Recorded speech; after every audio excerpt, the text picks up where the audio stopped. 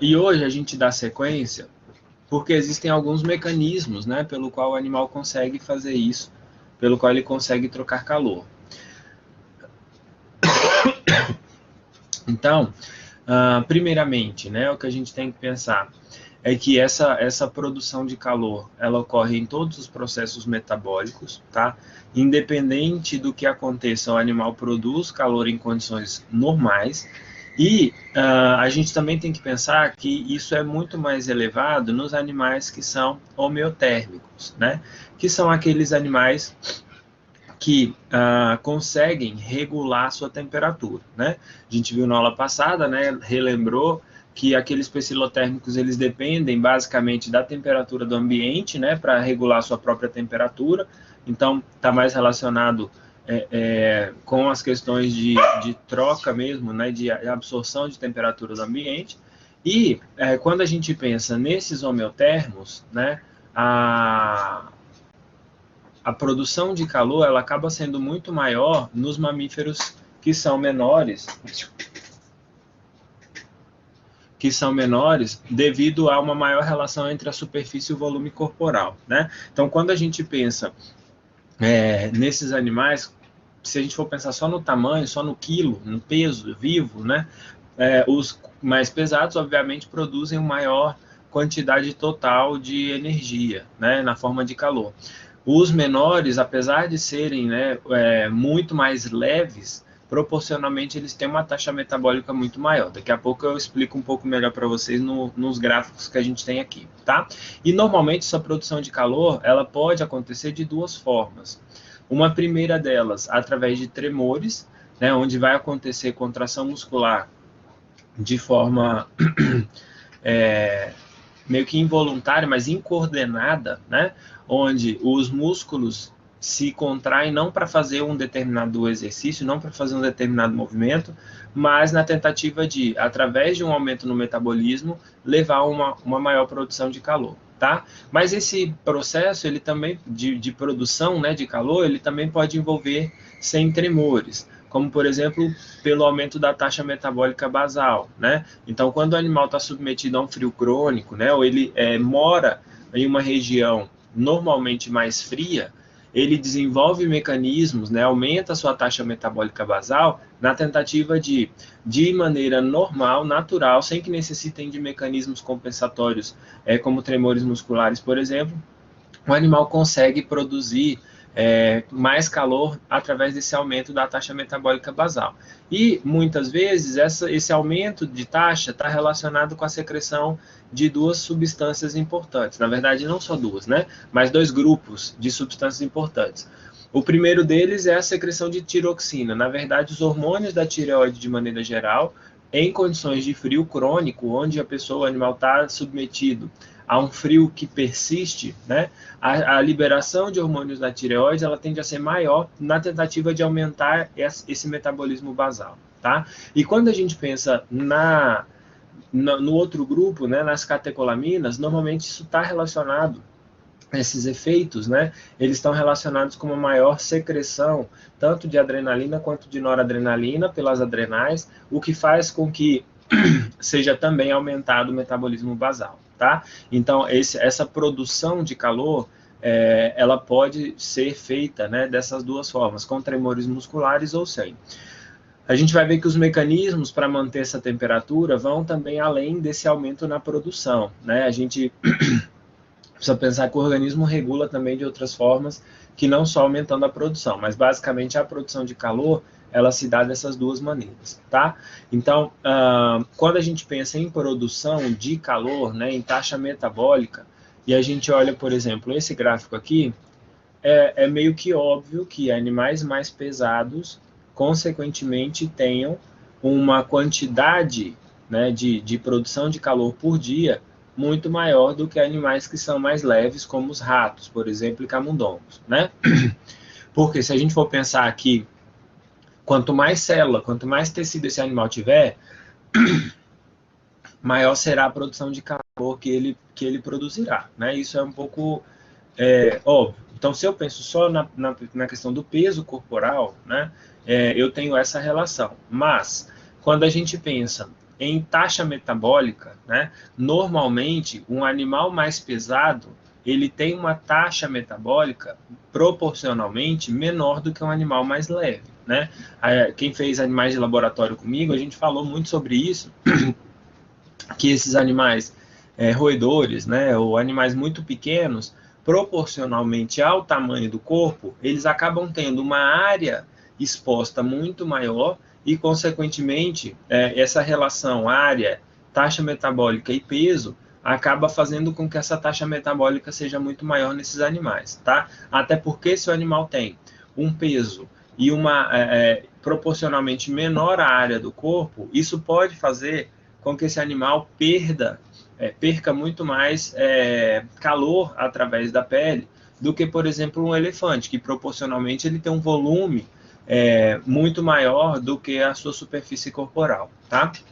Então, quando a gente pensa em relação, né, da massa com a taxa metabólica, normalmente ela é inversa àquela produção total de calor, né? Então, quanto menor o animal, normalmente maior essa taxa metabólica, ou seja, maior o consumo de oxigênio, maior é a forma com que o animal metaboliza, tá? Mais acelerado isso é. Normalmente também esses animais acabam vivendo menos, né? Na maioria das vezes. E quando a gente pensa, por exemplo, em elefantes ou animais muito maiores, né, eles acabam tendo um metabolismo muito mais lento e proporcionalmente a taxa metabólica é menor, tá? Isso às vezes é confuso na cabeça da gente, porque a gente sempre pensa que o animal mais pesado sempre é o que vai produzir mais energia. E não é necessariamente dessa forma, né? Mais calor, perdão. Então não é necessariamente dessa forma. Animais pequenos, eles podem sofrer muito mais pelo frio, mas também pelo calor, né? Porque normalmente produzem muito mais calor proporcionalmente ao corpo, tá? E aí, quando a gente pensa em termorregulação, a gente chega nesse gráfico, né? Quem faz nutrição lá, a gente falou sobre isso essa semana. E basicamente, né, os animais eles vivem dentro de zonas térmicas que podem ser mais ou menos agradáveis ou desagradáveis, né? Existe uma faixa de conforto para cada animal. Essa faixa de conforto é aquela que o animal não precisa se esforçar muito para manter a temperatura corporal, né? Ele consegue a temperatura no ambiente, ela é amena, então ela faz com que o animal não precisa ter esforços para compensar essa temperatura, tá? Mas, saindo desse ambiente, dessa faixa de conforto, a gente tem uma faixa de ambiente, né, de temperatura, que a gente chama de ambiente termoneutro, né? É aquele ambiente que, mesmo que ele não esteja na faixa de conforto exatamente do animal, o animal consegue, sem muito esforço e sem alterar muito as taxas metabólicas, né, a temperatura corporal, nem nada disso, ele consegue regular de forma bem adequada essa temperatura. Nesse ambiente termoneutro, dificilmente vai haver variação na temperatura corporal do animal. Então, quando a gente olha aqui, ó, a temperatura corporal, ela tende a se manter em todo esse ambiente termoneutro, né? Ao mesmo tempo que essa produção de calor do animal, ela também tende a ser mantida próximo da neutralidade. Então, a gente pode considerar, por exemplo, que além da faixa de conforto, essa área de A até B, ela também gera para o animal um ambiente relativamente confortável, né? É óbvio, se eu tenho variações levemente para baixo ou para cima, isso já vai levar com que alguns dos mecanismos de termorregulação sejam desencadeados. Mas a gente tem que pensar que aqui ainda o animal controla muito bem e pouquíssimas alterações são feitas no organismo do animal, tá? A partir de um certo ponto, né, encobrindo esse ambiente termoneutro e passando um pouco mais com os aumentos ou diminuição de temperatura, nós temos a faixa homeotérmica, né? A faixa homeotérmica é quando o animal ainda consegue regular a sua temperatura por alguns mecanismos, né? Mas mesmo assim, ó, se eu olhar o aumento de temperatura, então vamos olhar só essa parte da direita. Se eu olho aqui e comparo, né, da temperatura B para a temperatura C, eu já tenho um discreto aumento na temperatura corporal. Então, mesmo que está dentro de uma faixa homeotérmica, que o animal consegue regular do ponto de vista homeotérmico, a temperatura corporal ela aumenta levemente, tá? E aqui, ó, eu tenho um aumento na taxa metabólica do animal, na tentativa de controlar tudo isso, né? E acaba sendo, na verdade, o contrário, acaba aumentando a produção de calor, né? Isso também pode ser devido a um estresse momentâneo que o animal vive, né? Então, eu tenho estresse agudo, eu tenho estresse crônico, né? Que lembram lá, as catecolaminas são termogênicas ou estimulam o aumento do metabolismo, então isso pode fazer com que esse animal tenha um ligeiro aumento, né, na produção de calor aqui nessa temperatura entre B e C. Passou do ponto C, ele cai numa faixa estreita entre sobrevivência e morte, tá? Então aqui eu tenho ainda uma situação onde o animal continua sobrevivendo, mas ele já perde muito a capacidade homeotérmica dele. Então a temperatura, né, a produção de calor pelo estresse, ela começa a aumentar mais ainda de forma íngreme essa curva, ao passo que a temperatura corporal também se aumenta gradativamente.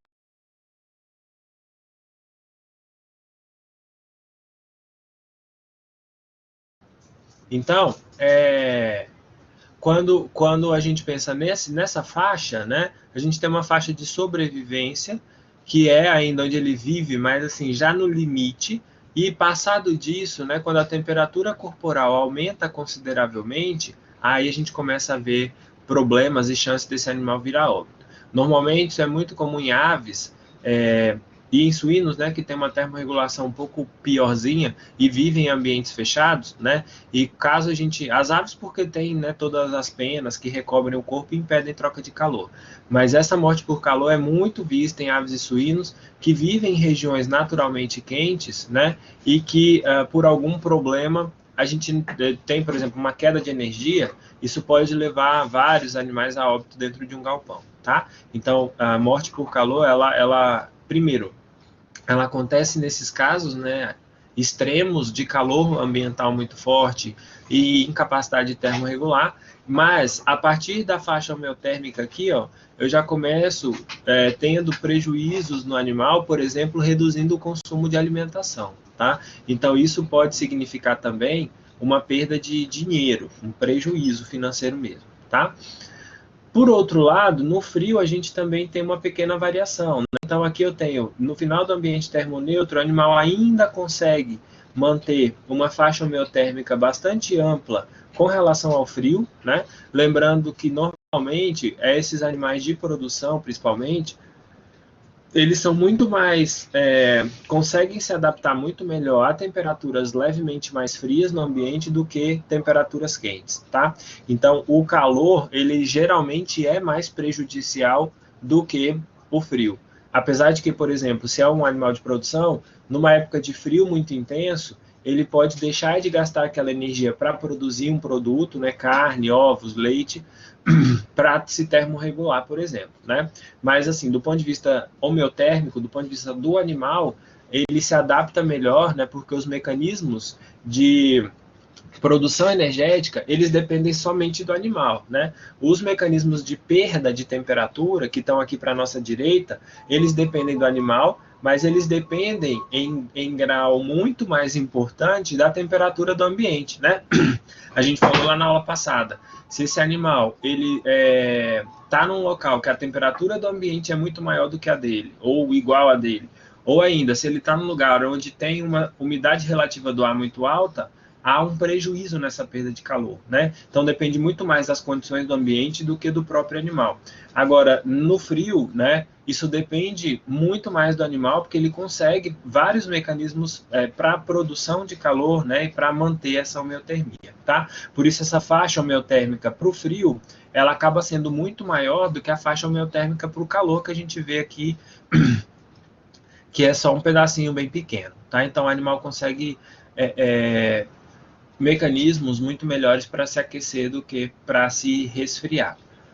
Quando a gente pensa na saída aqui do ambiente termoneutro para a entrada nessa faixa homeotérmica, né, se esse frio aumenta e persiste, o animal ele consegue até um certo ponto manter a produção de calor elevada, né, só que a partir de um momento quando atinge essa faixa limite de sobrevivência, essa produção de calor, provavelmente por um esgotamento das energias, né, da reserva energética do animal, essa produção de calor ela reduz drasticamente e isso vai fazer com que a temperatura corporal no animal vá reduzindo aos poucos até levar a uma morte por frio, né? É o que acontece, por exemplo, em pessoas que estão subindo montanhas, sem proteções adequadas, e chega lá em cima, a temperatura é muito baixa, a pessoa não está preparada, não tem energia suficiente para poder produzir calor e acaba levando, né, a uma morte pelo frio em muitas pessoas, tá? Então, basicamente, esse gráfico, assim, ele resume, né, todas as condições onde o animal consegue ou não consegue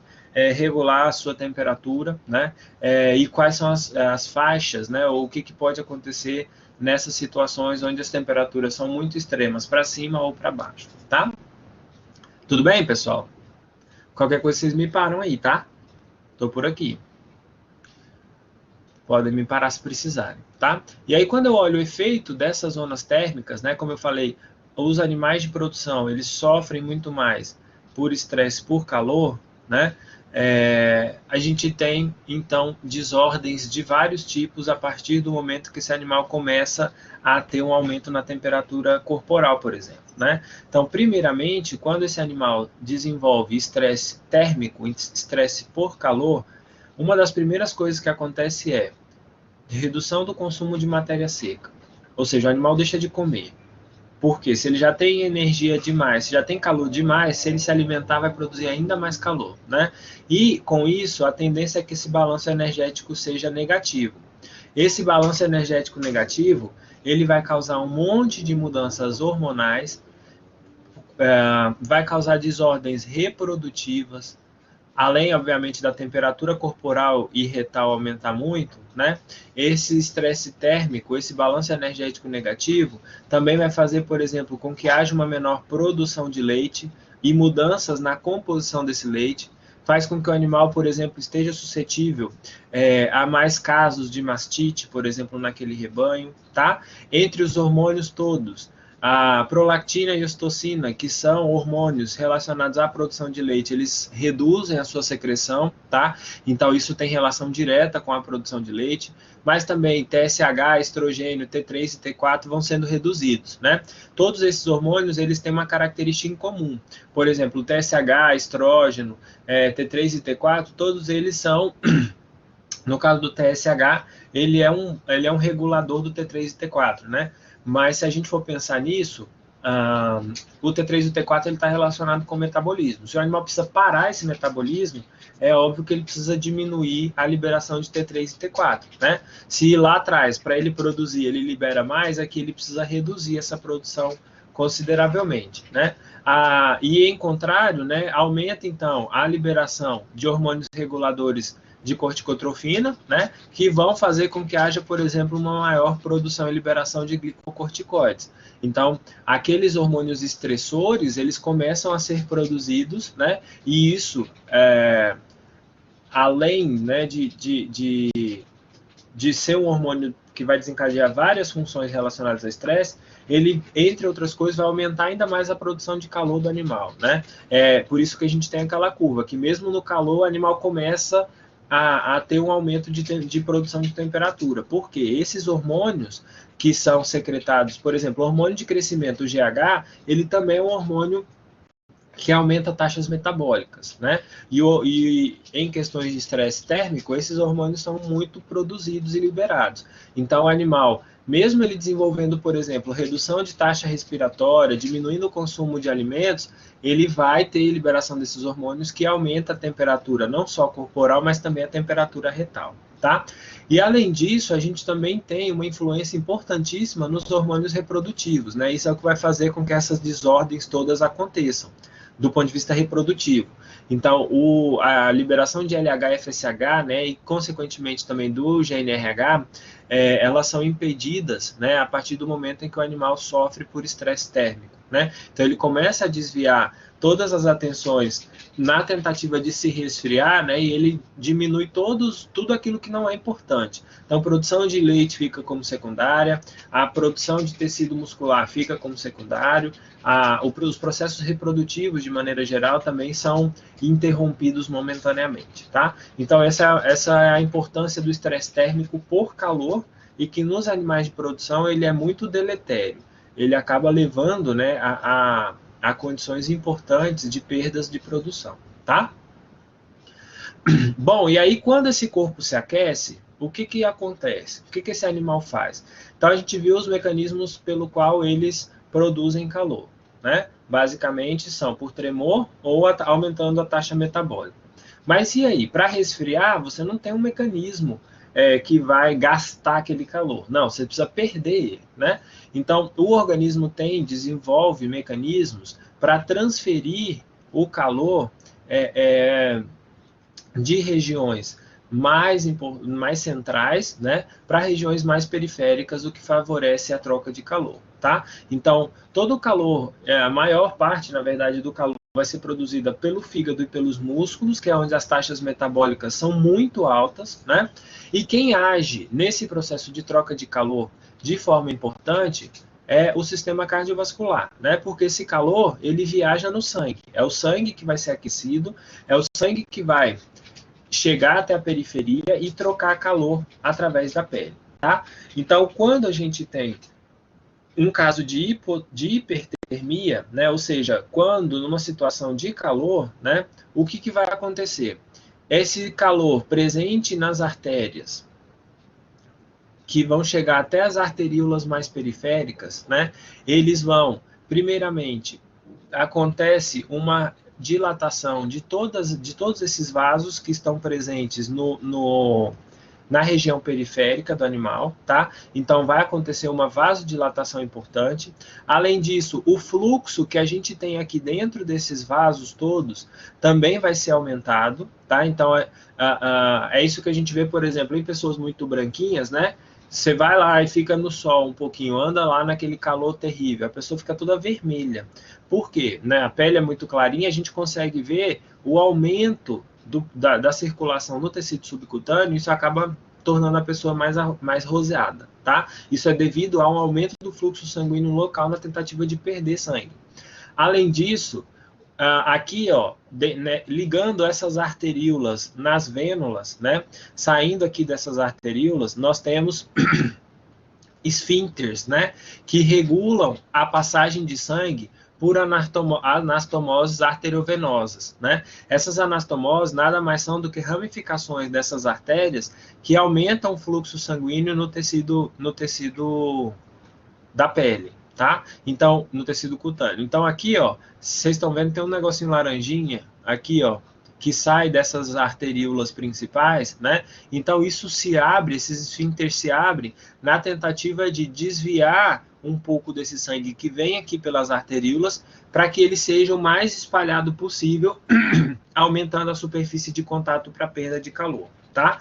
Então, no calor, normalmente, a gente tem esses mecanismos todos que, em conjunto, aumentam a circulação na pele, consequentemente melhoram a perda de calor. Ao contrário, no frio,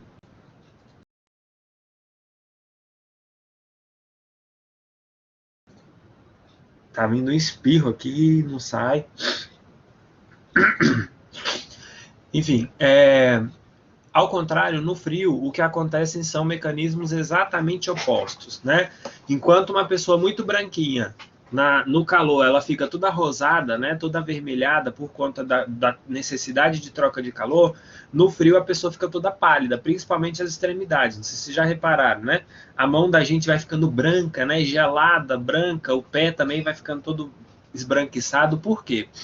É reduzido drasticamente o fluxo sanguíneo na região periférica, inclusive esses esfíncteres, né, todos aqui das anastomoses, eles vão sendo fechados e reduzindo a passagem de sangue pelas anastomoses arteriovenosas, que fazem com que o sangue passe por menos capilares, então o fluxo sanguíneo é menor e, consequentemente, a superfície de contato que eu tenho aqui do sangue, né, do sistema circulatório com a pele, vai ser consequentemente muito menor. Então isso diminui o fluxo sanguíneo dentro desses capilares e faz com que haja uma diminuição da perda de calor pelo corpo. Consequentemente, no frio, né, aquele calor que vai sendo produzido lá pelos músculos e fígado, ele vai sendo mantido ou é reduzido a perda desse calor. Tá? Então, basicamente, o que a gente tem, ó, vendo em uma outra visão, né, é o fato de que o calor, né, no calor, o sangue ele vai sendo desviado para a periferia na tentativa de que esse calor se dissipe em direção à pele, né, e seja perdido para o ambiente, né? E quando a gente tem uma situação de frio, esse sangue periférico nessa região, ele tem um fluxo bastante diminuído na tentativa de manter o calor aqui. Esse mecanismo é chamado de mecanismo contracorrente, tá? O mecanismo de contracorrente, ele leva em consideração duas coisas. Primeiro, a artéria, ela vem de forma, né? Normalmente as artérias elas são um pouco mais profundas, o que trazem, por exemplo, aqui a gente tem o exemplo de uma pata de um cachorro, né? De uma extremidade qualquer aí. Então a gente tem aqui, ó, o sangue vindo pela artéria com calor bastante intenso, né? O sangue arterial. Aqui a gente tem as anastomoses, né? Para a formação das arteríolas, vênulas e tudo mais, né? Para a oxigenação desses tecidos. E aí depois que esse oxigênio é utilizado, a gente tem o sangue venoso, né? Então o que acontece?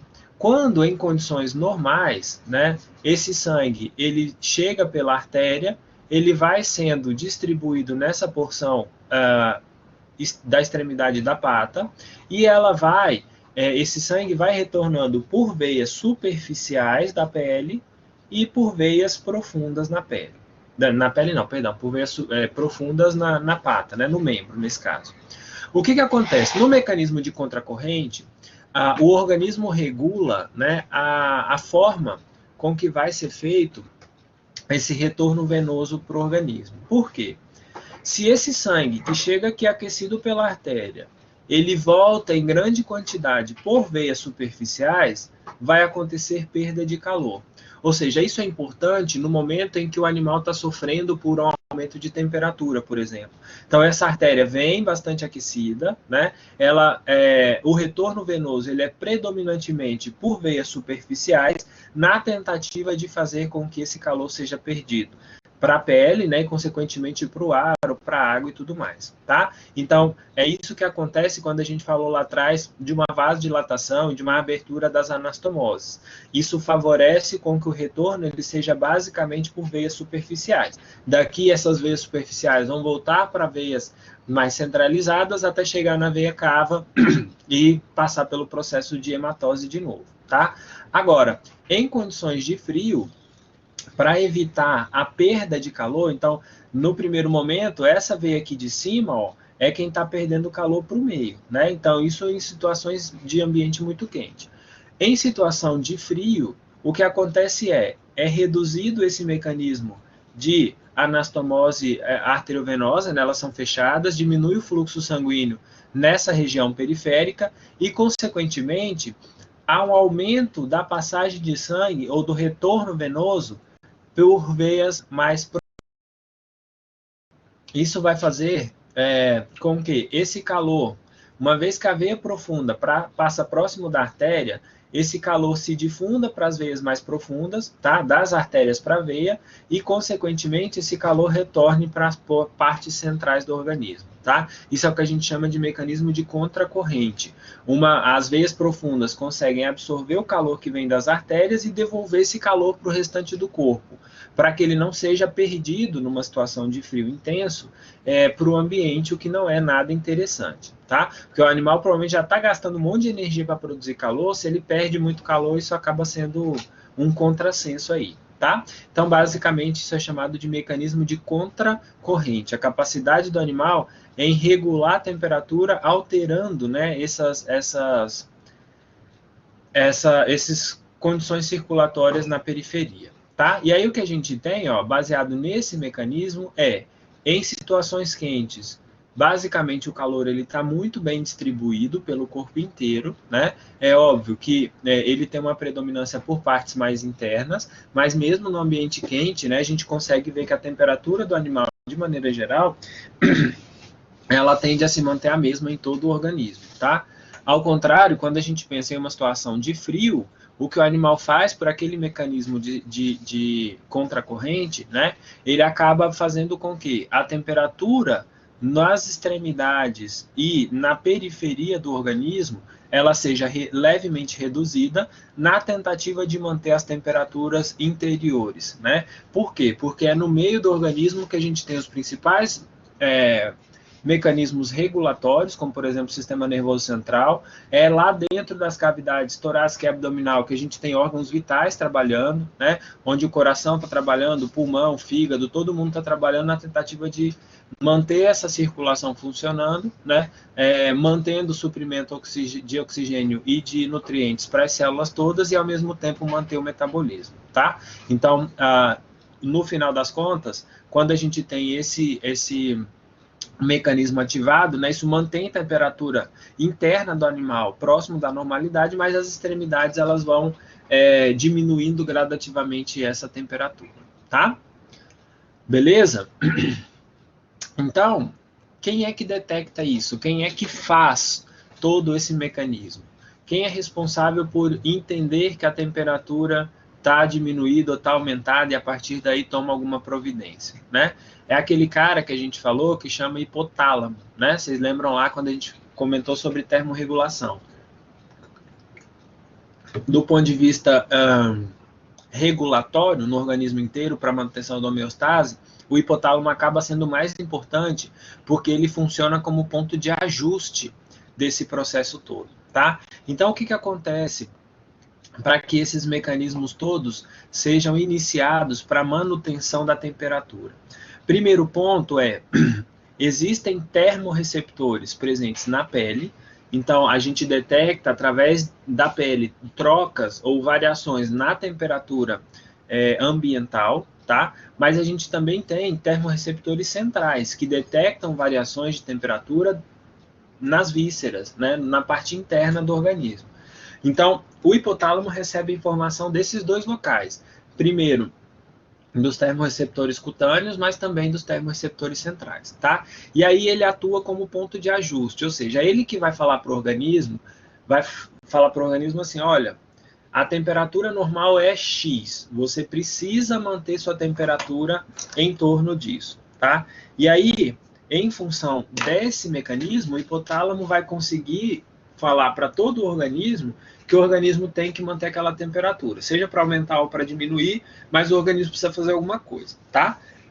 Então ele é o chefão. É ele quem vai falar, por exemplo, num caso de altas temperaturas, que o indivíduo tem que fazer vasodilatação. É ele que diz que tem que fazer sudorese, ofego, né? Todos esses mecanismos na tentativa de aumentar essa produção ou, aumentar essa eliminação, né, de calor. Lembrando que, no caso do calor, a gente só tem mecanismos para perda disso, né? Consequentemente, o animal também para de consumir, entre outras coisas, mas os principais mecanismos são na tentativa de perder calor e não muito, né, de parar essa produção, porque o metabolismo não pode parar por completo, né? Em contrapartida, é o próprio hipotálamo também que é responsável por levar todos os mecanismos relacionados a um ganho de calor. Então, por exemplo, vasoconstrição, tremores, né? Termogênese sem tremores, como aumentando taxas metabólicas por secreção de T3, T4, catecolaminas, né? Então, é o hipotálamo que faz isso. Lembrando que o hipotálamo ele tem funções não só nervosas, né? Ele como regulador, né, do sistema nervoso central, mas ele também é uma ponte muito importante que liga o sistema nervoso com o sistema endócrino. Então, os mecanismos pelos quais o hipotálamo age, nesse sentido, tanto através do sistema nervoso periférico, tá? Então, ele manda por via eferente, por exemplo, através do nervo vago, né?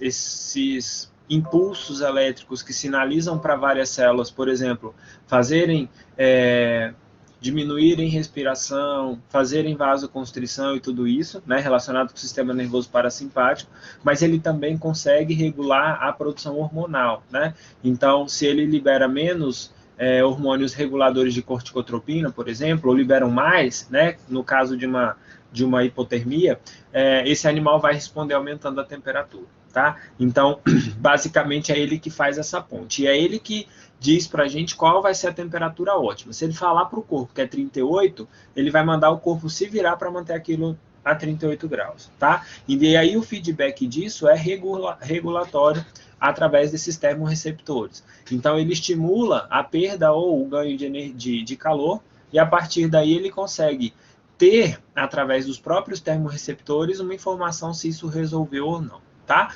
Então, existem mecanismos que acabam evadindo e enganando o hipotálamo, por exemplo, o mecanismo da febre, que a gente vai falar daqui a pouco, tá? Mas em condições normais, o hipotálamo consegue manter numa faixa bem estreita de temperatura, essa temperatura corporal, tá?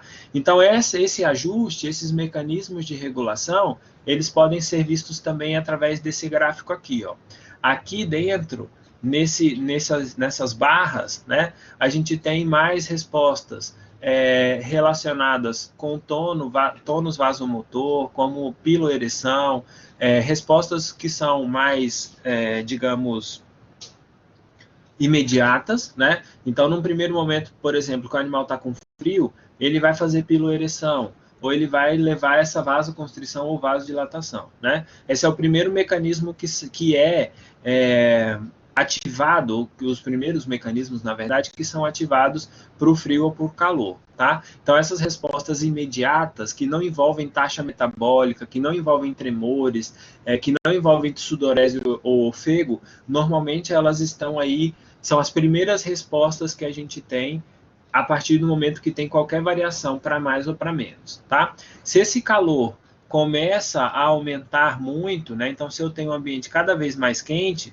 a temperatura, os mecanismos do animal para tentar controlar isso vão aumentando proporcionalmente, tá? E aí já começam a ser ativados mecanismos secundários. Então, a perda de calor por evaporação, né? O animal começa a aumentar a sudorese, aumentar o ofego, ou ainda procura superfícies mais frias para perder o calor por condução, né? E no caso do frio, da mesma forma, se esse frio ou se essa temperatura cai muito, né, os mecanismos são cada vez mais intensos. Então, os tremores começam e vão se tornando mais intensos conforme a redução da temperatura, né? A gente tem um aumento, né, do metabolismo basal, também diretamente relacionado, né, ou aumentando proporcionalmente ao aumento do frio, tá? Então, esses mecanismos, eles são proporcionais à temperatura que a gente observa no ambiente, tá? Então, a partir daí, ó, um dos primeiros mecanismos que são ativados, né, no caso do frio, é a piloereção, né? A piloereção, então, se a gente for olhar um folículo piloso lá, né, na base desse folículo piloso, a gente tem a presença de alguns músculos, né? Esses músculos, eles conseguem, né, numa situação de frio, ao se contraírem e empurrarem esses folículos em direção à parte externa do corpo, e ao mesmo tempo que eles ficam empurradinhos para fora, né, por isso que a gente vê a pele toda cheia de calombim, né, mas eles também mudam a perspectiva desse pelo. Então, em condições normais, eles estão deitadinhos sobre a pele, né, estão perpendicular à superfície da pele, mas quando a gente tem essa piloereção, né, esse pelo ele começa a ficar num sentido bem transversal à superfície da pele. Qual que é a importância disso? Por que o animal faz isso e nós fazemos isso em condição de baixas temperaturas? Normalmente, né, a temperatura que é produzida aqui embaixo, ou os capilares que trazem a temperatura para cá, fazem com que essa temperatura suba, ela fique aqui um pouquinho na pele, mas se o pelo está deitadinho, rente à pele, isso diminui a retenção de ar próximo à pele, ou seja, a troca de ar quente por ar frio na pele, né, a convecção, ela acaba sendo aumentada quando o pelo está baixinho. Quando o pelo fica eriçado, a gente tem dois mecanismos que retêm calor aí, né? O primeiro deles, a Meg está querendo falar um oi para vocês aí, ó. Fala um oi, Meg, pro povo. Então, a gente tem dois mecanismos, né, envolvidos nesse processo na tentativa de reter calor. O primeiro é projeções desse folículo piloso acabam fazendo com que esse ar, né, ele não sofra influências desse ar ambiental. Então, isso aqui, ó, esses pelos eriçados acabam funcionando como uma barreira física na tentativa de fazer com que o fluxo de ar próximo à pele ele seja menor e, consequentemente, a temperatura aqui ela vai sendo armazenada, né, e mantida levemente mais alta do que a gente observa nos pelos quando não estão eriçados, tá? Então, isso é o que a gente tem no processo de piloereção. No frio, né? Um outro processo para o frio, né? Eu procurei um monte de gifzinho, botei os gifzinhos bonitinhos aqui, mas aqui no coisa não funcionam os gifs, né? Infelizmente. Mas os tremores, né? Como a gente falou, é um outro mecanismo importante em caso de temperaturas ambientais e corporais baixas, né? Em contrapartida, em temperaturas altas, o ofego é um mecanismo importante, né? O aumento de frequência respiratória, um aumento dessas... não aumenta, pessoal, uma coisa que é importante, né? Todo mundo pensa que ele aumenta muito a quantidade de ar que entra pelo pulmão. Não. Na verdade, o ofego, ele tem... através desse processo, né, de aumento de frequência respiratória, o que acontece o animal aumenta a frequência, mas não aumenta volume. Então, o que acontece no ofego é um aumento dos movimentos respiratórios, mas o volume que entra e sai dos pulmões ele é relativamente pequeno em cada uma desses movimentos respiratórios. Então, não são movimentos plenos, não são movimentos onde o animal faz trocas gasosas muito em grande quantidade, mas é mais na tentativa de fazer fluxo de ar para eliminar calor, tá? E aí, se vocês lembram lá do sistema pulmonar, que vocês viram lá na fisiologia lá atrás, o sistema pulmonar ele tem uma parte que é chamada de volume morto, onde em condições normais não há trocas gasosas, né? Ou seja, não há fluxo de ar. Então, quando o animal faz isso, ele consegue utilizar, inclusive, esse volume morto, né? E, no final das contas, ele aumenta o volume corrente, né? Então, ele consegue, aumentando esses movimentos respiratórios, não aumenta o volume de ar que entra total no pulmão, mas aumenta a frequência com que isso é feito. Então, no final das contas, o saldo é positivo para a perda de calor, tá? E um outro mecanismo que também é desenvolvido para perda de calor em alguns animais é a sudorese, né? Então, a gente tem lá a temperatura chegando através das artérias, né? Isso vai sendo perdido, né? Vai sendo levado para essa superfície da pele, e uma vez que a gente tem a produção de suor nas glândulas sudoríparas, né? Então, aqui a gente tem uma glândula sudorípara em um corte histológico, né? Então, a gente tem aqui embaixo, circulando essa glândula, células, né, mioepiteliais, que assim como as células mioepiteliais lá do úbere, acabam fazendo esse processo de contração da glândula para expulsão desse conteúdo que está ali dentro, tá? E na glândula vai sendo produzido, vai sendo liberado, né, a grande quantidade de água e eletrólitos, além de algumas glicoproteínas, né? Então, nós temos, por exemplo, uma vez aqui dentro dessa glândula sudorípara, primeiro, ela vai liberando grande quantidade de água, vai liberando sódio, potássio, né, vários íons aí, e o que acontece é que, ao passar, deixa eu mudar a cor desse negócio aqui, ao passar por todo esse túbulo aqui, ó, para os ductos sudoríparos, né, para desembocarem lá nos poros sudoríparos, esse suor ele vai perdendo, ou tendo uma reabsorção de eletrólitos de novo, tá? Para que haja uma menor perda de eletrólitos e a perda seja só da água. Até porque quando esse suor chegar aqui na superfície da pele, o que vai fazer perder calor não é simplesmente a produção do suor, mas a evaporação dele.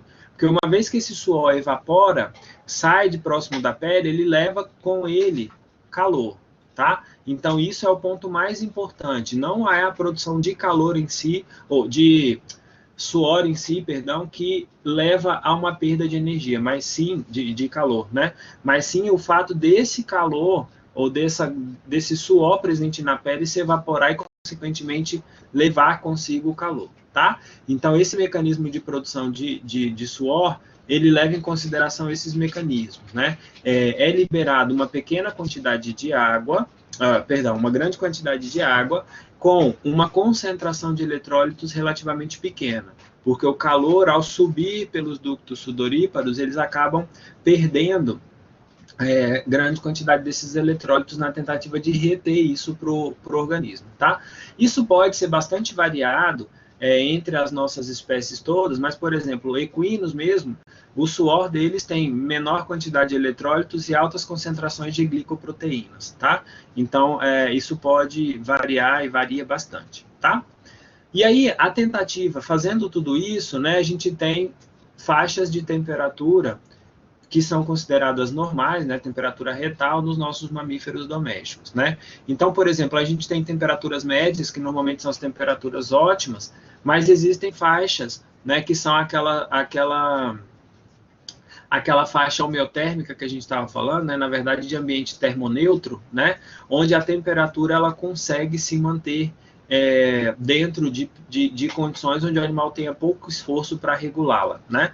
Então, essas aqui são as principais temperaturas em mamíferos, né? Mas a gente também tem variações muito grandes dos mamíferos para as aves. Eu não consegui nenhuma tabelinha que tenha, por exemplo, temperaturas de aves, mas as temperaturas de aves geralmente ultrapassam 40 graus, tá? Tem temperaturas levemente mais altas do que a de nós mamíferos, mas também tem esses limites todos que acabam deixando a gente dentro de uma faixa de segurança relacionada à temperatura, tá? E aí, quando isso aumenta muito, né, ou diminui muito, o animal pode desenvolver algum tipo de problema de hipertermia ou de hipotermia, que são igualmente prejudiciais, tá? E um mecanismo que pode alterar consideravelmente essa temperatura retal nos mamíferos, né, mas em todos os animais, mas sobretudo nos mamíferos, é o mecanismo da febre, né? A febre todo mundo já ouviu falar alguma vez na vida, né? Ela é muito comum quando a gente tem infecções normalmente bacterianas, né? Alguns casos, infecções virais, enfim, isso vai depender muito do organismo, mas o mecanismo de febre, ele cursa, né, com uma elevação da temperatura corporal além daquela que o organismo está acostumado do que é normal, tá? E o que acontece nesse caso é que os mecanismos da febre, eles acabam enganando o sistema nervoso central, enganam o hipotálamo e fazem com que o hipotálamo não consiga, na verdade, não que ele não consiga entender essa variação, mas que ele altere esse ponto de ajuste, tá? Normalmente isso é feito por pirógenos endógenos ou exógenos, tá? Então, nós mesmos produzimos algumas substâncias que são termogênicas, né? Por exemplo, todos os mediadores inflamatórios que vocês provavelmente já viram lá na imunologia, né? E o que significa isso? Do ponto de vista imunológico, esses mediadores inflamatórios aumentam a temperatura na tentativa de inativar, né, de matar aquele micro-organismo que está causando a infecção, né? Então, essa é a principal função desses endógenos. Entre eles, as interleucinas, em especial a interleucina 1 e 6, né? Fator de necrose tumoral, TNF, sobretudo TNF-alfa, né? Os interferons, alguns deles também são importantes, né? Fator de ativação de plaquetas, algumas prostaglandinas também são relacionadas com esse mecanismo da febre e algumas proteínas inflamatórias de macrófagos que também estão relacionados a esse mecanismo, tá? Isso do ponto de vista endógeno, ou seja, a gente produz mecanismos, né, substâncias que vão aumentar a temperatura na tentativa de inativar um micro-organismo. Mas o próprio micro-organismo, ele produz e libera toxinas, né, ou no caso de bactérias gram-negativas, complexos de lipopolissacarídeos que acabam levando a esse aumento de temperatura, tá? Então, tudo isso faz com que aconteça esse mecanismozinho bonitinho, tá?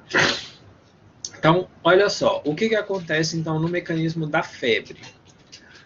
O animal, né, o animal, nós, enfim, primeiro, acontece uma resposta, uma infecção, o primeiro ponto vai acontecer resposta inflamatória, aquele micro-organismo pode liberar toxinas, pode liberar mecanismos, né, ou pirógenos exógenos, e isso tudo vai fazer com que, além da parte inflamatória, né, mobilização celular e liberação de mediadores inflamatórios por essas células de resposta imune, né, isso tudo vai fazer com que haja a produção de pirógenos endógenos. Esses pirógenos são aqueles, tudo que é de piro, estão relacionados com febre, tá? Então, esses pirógenos são aqueles mecanismos endógenos, as interleucinas, TNF, interferons, prostaglandinas, que vão fazer com que haja um aumento da temperatura, tá? Além disso, essa inflamação e essa infecção vai fazer também com que essas células presentes na inflamação, sobretudo macrófagos, né, ou linfócitos, monócitos, todos esses vão agir todo mundo junto, produzindo esses mediadores, né, ou esses sinalizadores de febre, tá? Aqui, ó, essas setinhas cortadas indicam para a gente locais onde, através de medicamentos, a gente consegue inibir a febre, né, que são chamados antipiréticos, tá? Então, os antipiréticos são aqueles antitérmicos, por exemplo, anti-inflamatórios não esteroidais, que são muito utilizados para isso, tá? Então, a produção desses pirógenos endógenos, o que eles fazem? Eles vão agir diretamente no hipotálamo, tá? No endotélio lá do hipotálamo, no interior dos vasos, e vai fazer com que haja uma produção de prostaglandina E2, tá? Além de outros metabólitos do ácido araquidônico, que vão fazer o quê? Esses mediadores, né, essas substâncias vão agir no sistema nervoso, no hipotálamo, fazendo com que haja um aumento da percepção ou do termostato, né? É como se eu pegasse um termostato na minha casa, por exemplo, não sei se alguém tem aquário ou alguma outra coisa que tenha termostato, eu vou lá e aumento a temperatura do termostato. Então, ele vai entender que a temperatura normal não é, por exemplo, 38 graus. Ele vai entender que a temperatura normal é 40 graus, certo? Então, é como se eu ajustasse um termostato qualquer. Vocês sabem o que é termostato, né? É aquele negócio, é um sensor que a gente usa em um monte de coisa, né? Que consegue detectar a temperatura e a partir daí, se a temperatura está baixa, ele esquenta, se a temperatura está elevada, ele desliga ou resfria, tá? Então, isso é termostato, é o que o hipotálamo né? Ele vai alterar essa capacidade. Então, o hipotálamo, ele começa, a partir do momento em que há a liberação de todas essas substâncias, né? Principalmente a PGE2, o hipotálamo vai entender assim, falar, olha, a temperatura a partir de agora, a certa não é 38, é 40. E a partir disso, ele começa a fazer com que o organismo chegue aos 40 graus. Por que quando a gente está com febre, quando começa a febre, uma das primeiras coisas que a gente faz a gente quer se cobrir, né? A gente vai tentar porque dá frio, né? Então todos os mecanismos, o organismo vai entender que você está com frio, porque a temperatura não é mais 38, é 40. Então, todos os mecanismos relacionados ao frio, as sensações de frio que você tem quando a temperatura ambiental está baixa, a gente vai perceber isso, né? Então, a gente começa, em muitos casos, a dar uma tremedeira, né? Você começa a se encolher, tem piloereção.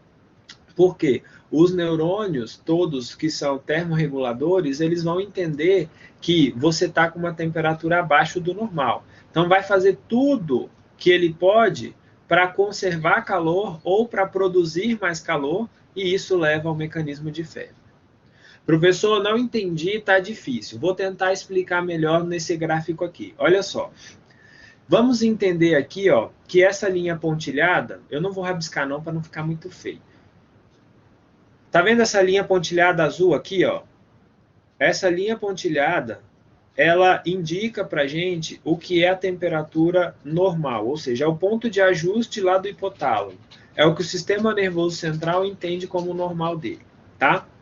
Então, o que acontece?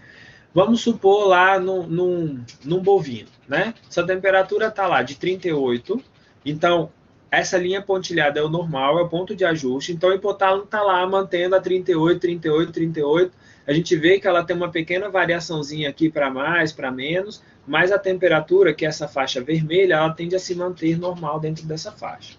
Só que, quando tem uma exposição a um pirógeno, né, quando acontece a liberação de mediadores inflamatórios ou esse processo próprio de infecção, o que vai acontecer? Lembram lá que o hipotálamo é o termostato e esses pirógenos eles vão agir no termostato aumentando a temperatura que é considerada normal. Então, o resultado prático disso é, aconteceu a exposição de pirógeno, a temperatura buff lá para cima, de uma vez. E é por isso que a gente sente todos os sinais de frio, né? Nesse primeiro momento, ó, deixa eu riscar aqui. Nesse primeiro momento aqui, ó, é aonde a gente tem os maiores sinais relacionados à febre, né? Que a gente entende que está com frio.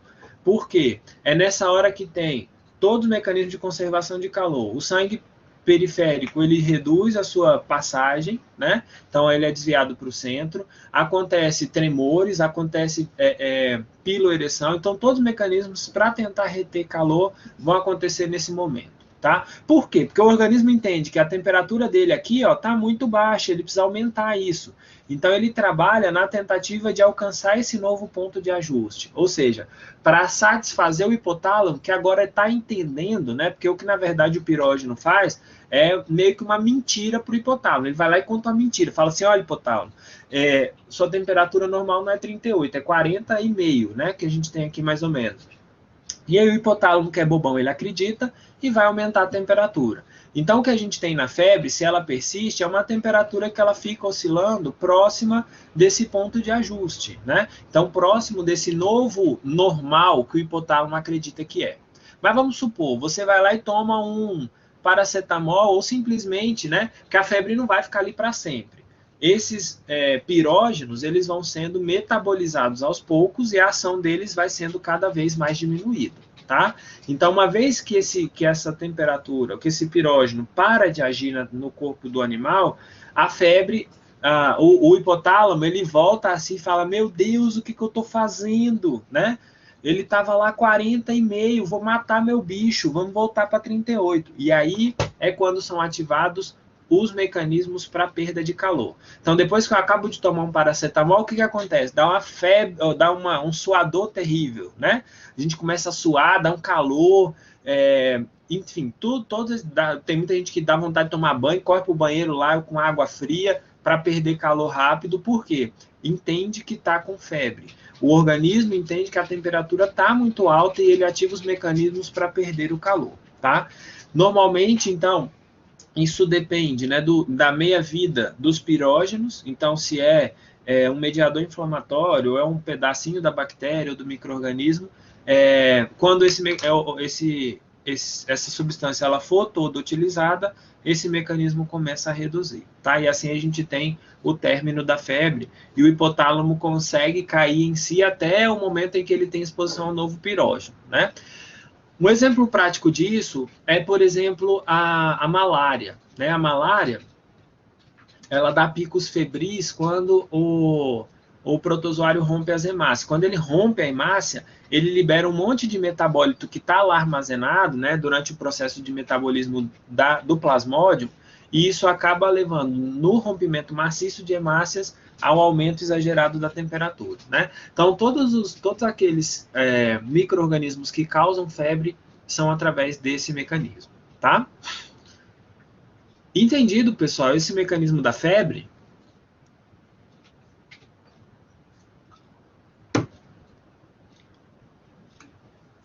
Alguém tem alguma dúvida? Quer que eu repita alguma coisa que não tenha ficado claro? Não? Tá de boa? Então tá bom. E aí tem dois termos aqui para a gente finalizar a termorregulação, né? Que são o processo de intermação e a hipotermia, que são dois extremos quando o animal não consegue mais regular sua temperatura, né? Intermação é o termo relacionado, que também é semelhante, né, ou seria sinônimo, talvez, de hipertermia, né? É quando o animal tem uma perda de calor inferior à produção ou ganho, né?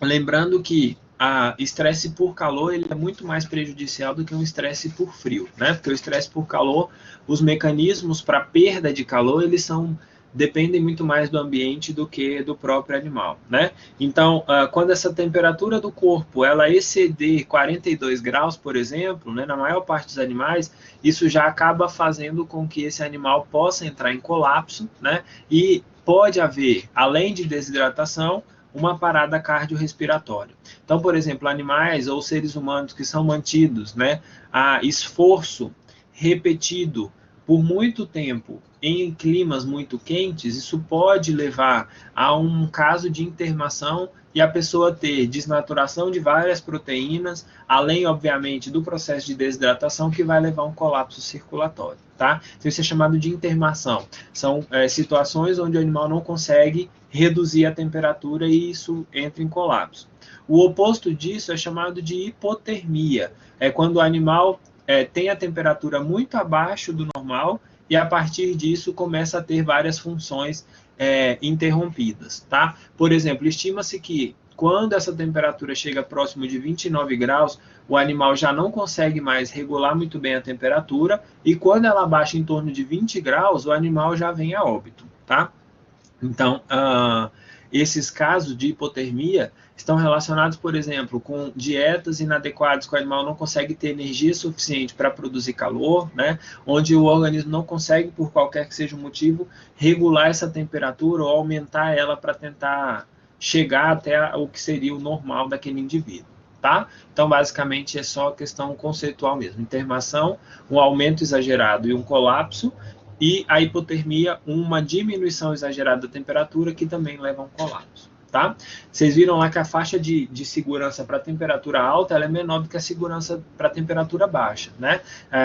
Por exemplo, um animal que está a 38, 39 graus, uma temperatura de 48 já pode levar ele de 42, por exemplo, já pode levar ele a óbito, né? Um animal que está aí numa região mais fria, essa temperatura, para que ela leve a um colapso, a temperatura no corpo do animal ela precisa ser muito mais baixa, tá? Então, o animal consegue tolerar um pouco melhor, desenvolve mecanismos melhores para resistir ao frio do que ao calor, tá?